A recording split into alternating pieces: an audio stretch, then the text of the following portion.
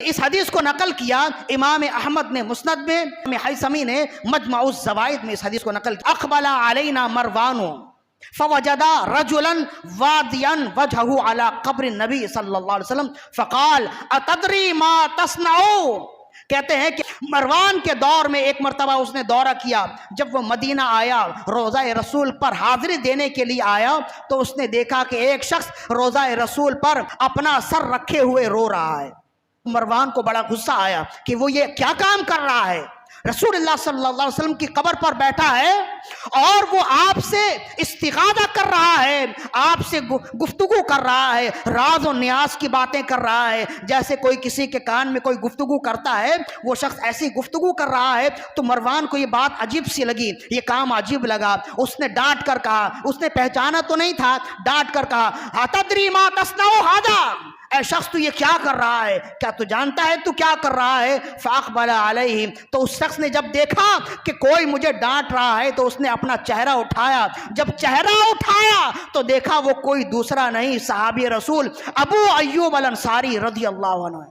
کا مزار استنبول میں ہے اور مرجع خلائق ہے، زیارت گاہ خاص و عام ہے، اور وہ ہیں جنہیں عقیدہ رسالت بھی ہم سے زیادہ معلوم ہے اور عقیدہ توحید بھی ہم سے زیادہ جانتے ہیں۔ جب انہوں نے دیکھا، اپنے گرم نظروں سے اس کی طرف دیکھا اور پھر فرمایا انی آتیت النبی صلی اللہ علیہ وسلم ولم آت الحجر واللبن، کہنے لگے کہ میں مٹی پتھر کے پاس نہیں آیا، میں اللہ کے نبی کے پاس آیا ہوں۔ انی سمیت رسول اللہ صلی اللہ علیہ وسلم یقول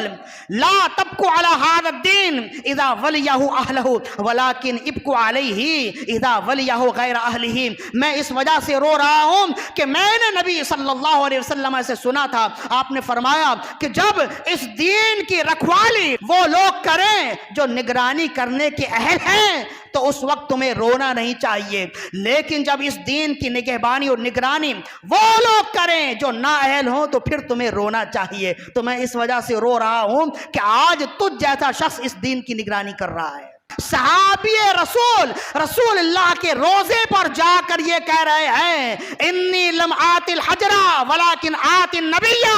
میں مٹی پتھر کے پاس نہیں آیا، میں نبی صلی اللہ علیہ وسلم کے پاس آیا ہوں۔ ان کا عقیدہ بتاتا ہے کہ جیسے اہل سنت و جماعت کا عقیدہ ہے تو زندہ ہے واللہ، تو زندہ ہے واللہ، میری چشم عالم سے چھپ جانے والے، یہی عقیدہ صحابہ کرام سے ہم تک پہنچا ہے۔